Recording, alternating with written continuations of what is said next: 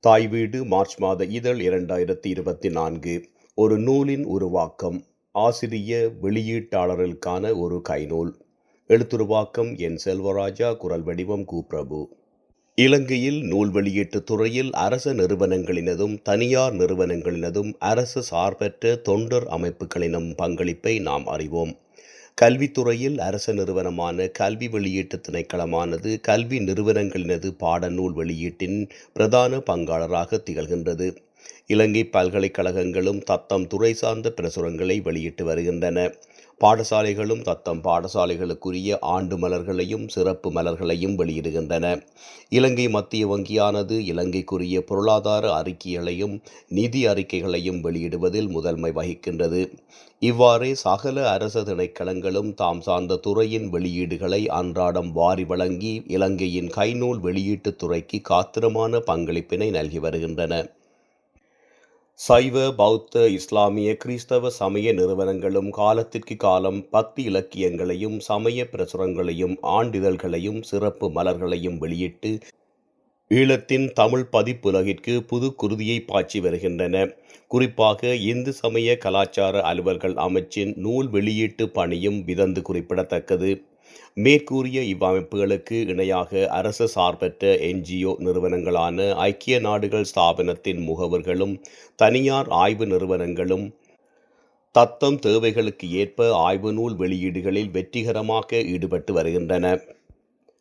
மேற்குறிப்பிட்ட நிறுவன ரீதியான பங்களிப்புக்கு அப்பால் ஈழத்து தமிழ் வெளியீட்டுத் துறையில் தமிழ் இலக்கியவாதிகளும் துறைசார் வல்லுநர்களான அறிவுஜீவிகளும் ஆசிரிய வெளியீட்டாளர்களாக இயங்கி தனிமனித நிறுவனமாக செயற்பட்டு பெருமளவு நூல்களை எழுதி தாமே பதிப்பித்து தமது செலவிலேயே வெளியிட்டும் வருகின்றனர்.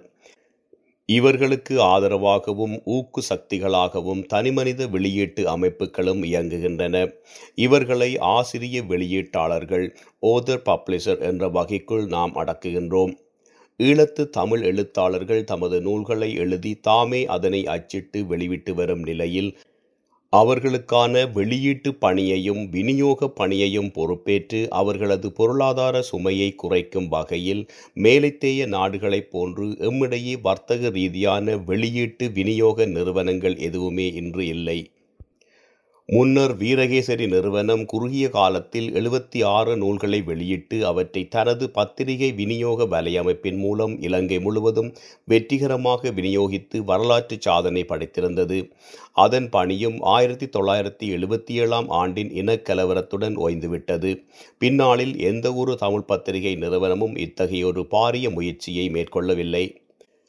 ஒவ்வொரு படைப்பாளியும் தனது நூலை எழுதுவதிலிருந்து அதனை தானே தேடி கண்டடைந்த அச்சகம் ஒன்றில் அச்சிடப்பெற்று ஒரு வெளியீட்டு விழாவை ஒழுங்கு செய்து அதன் மூலம் தனது நூலை சுற்றத்தார் நண்பர்களுக்கிடையே விற்பனை செய்து தான் முதலீடு செய்த பணத்தில் சிறு பங்கை மீளப் பெற்றுக்கொள்ளும் நடைமுறையே இன்று எம்மிடையே காணப்படுகின்றது.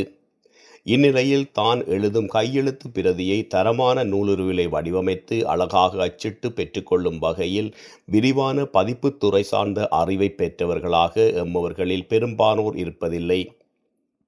அதன் விளைவாக இன்று நாம் காணும் ஈழத்தவரின் நூல்களில் பல அவற்றுக்கு இன்றியமையாத அடிப்படை நூலின் தகவல்கள் எதுவுமின்றியே அச்சிட்டு விநியோகிக்கப்படும் நிலை காணப்படுகின்றது. இந்நிலைமையை எனது கடந்த கால நூல் தேட்ட பணிக்கான தேடலின் போது அனுபவ ரீதியாக கண்டு வருந்தியுள்ளேன். ஒரு நூலகவியலாளனாக இதற்கு என்ன செய்யலாம் என்ற கேள்வியே என்னிடம் நீண்ட காலம் தொக்கி நின்றது. ஒரு நூல் வெளியான பின்னர் அதிலே உள்ள நூலியல் தவறுகளை கண்டறிந்து படைப்பாளிகளுக்கு சொல்வதிலும் பார்க்க அத்தவறினை செய்யாமல் ஓர் எழுத்தாளரை தடுப்பதற்குள்ள ஒரே வழி ஒரு நூலுக்கான அடிப்படை நூலியல் பதிவுகள் பற்றிய அறிவை முடிந்த வரையில் முன்கூட்டியே ஆசிரிய வெளியீட்டாளர்களுக்கும் அவர்கள் நாடிச் செல்லும் நூல் பதிப்பாளர்களுக்கும் உதாரண விளக்கங்களுடன் வழங்குவதே ஆகும் என்ற முடிவுக்கு வந்தேன். அவ்வகையில் ஆசிரிய வெளியீட்டாளர்களுக்கு உதவும் வகையிலே தாய் வீட்டில் இத்தொடரை எழுத முன்வந்துள்ளேன். எமது படைப்பாளிகள் அனைவரும் வெளியீட்டுத் துறையின் நுணுக்கங்களை துறைபோக கற்று அறிந்திருப்பார்கள் என்று எண்ணுவது தவறான முடிவாகும். ஒரு நூல் எப்படி இருக்க வேண்டுமென்ற சில அடிப்படை வரையறைகள் உள்ளன. இவை எழுதாச் சட்டங்களாகவும் தேசிய நூலகத்தின் எதிர்பார்ப்பிற்கு ஏற்பவும் வேறு பல்வேறு வழிகளிலும் எம்மிடையே புகுத்தப்பட்டவை. இவை பற்றிய அறிதலை இவ்வாக்கம் ஓரளவு உங்களுக்கு வழங்கும் என்று நான் எண்ணுகின்றேன். 1992 லண்டனில் வாழும் நான் நூல் தீட்டம் தொகுப்புகளுக்கு தேவையான நூல்களை தேடி பதிவு செய்யும் நோக்கில் ஆண்டுதோறும் இலங்கைக்கு வருவதுண்டு. இலங்கையில் தங்கியிருக்கும் குறுகிய காலத்தில் இலங்கையில் எழுத்தாளர்களையும் நூல் வெளியீட்டாளர்களையும் அதிகமாக சந்திக்கும் வாய்ப்பினையும் நான் பெற்றுள்ளேன். எவ்விதமான இலக்கிய கருத்தியல் அரசியல் வட்டங்களுக்குள்ளும் என்னை பொருத்தி கொள்ளாமல் கடந்த 20 ஆண்டுகளாக தனித்தொரு பாதையிலே எனது தேடல் பயணத்தை சுதந்திரமாக மேற்கொண்டு வருகின்றேன். என்னுடன் அனைத்து பிரிவினரும் மனம் திறந்து பேசிக்கொள்ளும் வாய்ப்பு அதிகமாகவே காணப்படுகின்றது. ஒவ்வொரு தடவையும் இலங்கைக்கு சென்று லண்டன் திரும்பியதும் பிரித்தானியாவிலே உள்ள எனது நட்பு வட்டாரத்திலே இருந்து தொலைபேசி அழைப்புகள் வழமையாக வருவதுண்டு. ஈழத்து சமகால இலக்கிய முன்னெடுப்புகள், நூல் வெளியீடுகள், மக்களிடையே மாறிவரும் வாசிப்பு போக்குகள், எழுத்தாளர் சந்திப்புகள், இலக்கிய அரசியல் போக்குகள் என்று எமது உரையாடலின் விடய பரப்பு நேரத்திற்கேற்ப விரிவடையும். இது வளமையானதொரு விடயம். அண்மை காலத்தில் எனது இலங்கை பயணத்தின் போது நான் அவதானித்த சில நூலியல் சார்ந்த விடயங்கள் எனது நட்பு வட்டத்திற்குள் மாத்திரம் பரிமாறிக்கொண்டு மட்டுப்படுத்தத்தக்கவையாக இருக்கவில்லை. இலங்கையின் நூலியல் மற்றும் பதிப்புலக சூழலிலே அண்மை காலத்தில் ஏற்பட்டுள்ள சில போக்குகள் நீண்டகால நோக்கிலே ஈழத்து தமிழ் பதிப்புலகத்தை மிகவும் பாதிப்படைய செய்யும் என்பதை என் உள்ளுணர்வு எச்சரித்தது. அவை பற்றி எனது அவதானிப்புகளின் அடிப்படையில் முடிந்தவரையில் ஒரு விழிப்புணர்வினை எம்மவர்களுக்கிடையே ஏற்படுத்த வேண்டுமென விரும்பியிருந்தேன். அதனை எனது இலக்கிய நண்பர் வைத்திய கலாநிதி தி. ஞானசேகரன் அவர்களுடனான சந்திப்பொன்றில் குறிப்பிட்டிருந்தேன். அவர் தான் வெளியிடும் ஞானம் கலை இலக்கிய மாத இதழில் எனது கருத்துக்களை தொடராக எழுதும்படி வலியுறுத்தியிருந்தார்.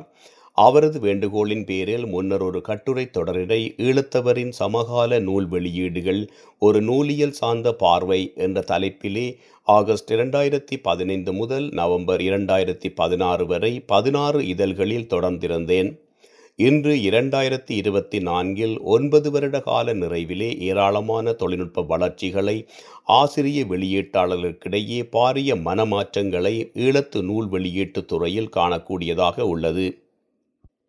இத்தொடரில் நான் குறிப்பிட்டிருந்த சம்பவங்கள் தனிப்பட்ட எவரையும் நேரடியாக சாடுவதற்காகவோ குற்றம் காண விளைவதற்காகவோ சேர்க்கப்பட்டிருக்கவில்லை. ஆரோக்கியமானதொரு நூலியல் மற்றும் பதிப்புலகத்தின் வளர்ச்சிக்கு வழிகாட்டுவதே அவை அமைய வேண்டும் என்பது எனது பிரதான நோக்கமாக இருந்தது. தவறுகள் அனைவருக்கும் பொதுவானவை என்ற வகையில் குற்றம் நீங்கி குறை களைந்து எதிர்காலத்தில் சர்வதேச தரத்தில் பெருமை கொள்ள வைக்கும் நூல்களை உருவாக்கி தர முனையும் பல்துறைசார் எழுத்தாளர்களுக்கும் ஆக்க இலக்கிய படைப்பாளிகளுக்கும் என்னாலான ஆதரவினை நல்கும் உணர்வுபூர்வமானதொரு பெருநோக்கமே இக்கட்டுரை தொடரினை எழுத தூண்டியிருக்கின்றது. அண்மையில் இலங்கை விஜயத்தின் போது நான் கண்ட மிக முக்கியமான ஆரோக்கியமான மாற்றம் தமிழில் அதிக அளவிலான அறிமுக எழுத்தாளர்களின் புதிய நூல்களின் வருகையாகும். விகிதாசாரத்தில் கவிதைகள் முதலிடத்திலும் சிறுகதைகள் 2ஆம் இடத்திலும் இருந்த போதிலும் புனைவிலக்கியம் சாராத பிற துறைசார் நூல்கள் பலவும் கணிசமான அளவில் வெளிவந்துள்ளன. இலங்கையை பொறுத்தமட்டில் வருடாந்த புத்தக சந்தைகளையும் பாடசாலைகளின் பொது பரீட்சை காலங்களையும் முன்வைத்து ஈழத்து நூல்கள் வெளியீட்டு துறையிலே பாய்ச்சல்கள் ஏற்படுத்துவதையே இதுவரை காலமும் அவதானித்து வந்த எனக்கு அண்மை காலங்களில் வருடத்தின் பிற காலப்பகுதிகளிலும் தமிழ் நூல் வெளியீடுகள் தாராளமாக வெளிவந்துள்ளதை துலக்கமாக அவதானிக்க முடிந்தது. தாராளமாக முன்னைய நூல்களின் மீள் பதிப்புகளும் இவ்வாண்டிலே இலங்கையில் மீள்பிரசுரம் கண்டிருப்பதை காணக்கூடியதாக இருந்தது. பழைய நூல்களின் முக்கியமான முன்னுரைகளே தனி நூலாக வெளிவந்திருந்த அதிசயங்களும் நிகழ்ந்தவாறுள்ளது. புகலிடத்தில் வாழும் தனையர்களின் நிதி வளத்துடன் தாயகத்தில் இருந்து முன்னனுபவம் ஏதுமற்ற தாய் தந்தையர் தாமும் ஒரு தரம் எழுதி பார்த்து விடுவோமே என்ற உத்வேகத்திலும் சில நூல்களை எழுதி வெளியிட்டிருப்பதையும் காண முடிந்தது. அதேவேளை நான் சந்தித்த மூத்த படைப்பாளிகள் சிலர் தமது உறவுகளின் வெளிநாட்டு தொடர்போ உள்ளூர் பொருளாதார வளமோ வாய்ப்போ இன்றி நலிந்த நிலையில் இருப்பதையும் அவர்களது தரமான அனுபவ வெளிப்பாடுகளால் அமைந்த பல ஆக்கங்கள் கையெழுத்து பிரதிகளாகவே கரையானுக்கும் இயற்கை அழிவுக்கும் இலக்காகி அழிந்து கொண்டிருப்பதையும் மற்றவர்களிடம் சொல்லவோ மெல்லவோ முடியாத இயலாமை அல்லது கௌரவ பிரச்சனையாலே அவர்களும் இவற்றை கண்முன்னே பறிகொடுத்து கொண்டு அவமே கிடப்பதையும் காண முடிகின்றது. இலங்கைக்குள் திட்டமிடப்படாத வகையிலே அன்றாடம் பாய்ச்சப்படும் புலம்பெயர் தமிழர்களின் தனிப்பட்ட நிதி வளம் கடந்த 30 ஆண்டுகளாக தாயகத்தில் தனித்தனி குடும்பங்களின் வங்கிக் கணக்கில் போய் சேர்ந்துள்ளன. கடந்த 30 ஆண்டுகளை பருந்து பார்வையில் அவதானிப்போமானால் இந்நிதி பங்களிப்பினாலே பொதுவான பொருளாதார மேம்பாட்டுக்கான கிராமிய வளத்தை பேணும் திட்டம் எதுவும் மேற்கொள்ளப்பட்டமைக்கான சான்றுகள் இல்லை. மாறாக தமிழ் பிரதேசங்களில் நிலத்தின் விலையும் வீடுகளின் விலையும் ஆரோக்கியமற்ற வகையில் பூதாகாரமாகியிருப்பதையும், குடும்பங்களில் ஆடம்பர செலவினத்தை அதிகரித்து ஸ்மார்ட் போனையும் ஐபேட்டையும் நவீன மோட்டார் வாகனங்களையும் கலாச்சார சீரழிவுகளையும் போதைவஸ்து பாவனைகளையும் இளையோர் மத்தியில் கொண்டு சென்று சேர்த்திருப்பதையே காண முடிகின்றது. அதேவேளையில் எமது அறிவுச் செல்வத்தை வளர்க்கும் வாசிப்பை நேசிக்கும் ஒரு சமூகத்தை தாயகத்திலே வளர்த்தெடுக்க இந்த புலம்பெயர்ந்தோர் பொருளாதாரம் தவறிவிட்டது என்று உணர முடிகின்றது.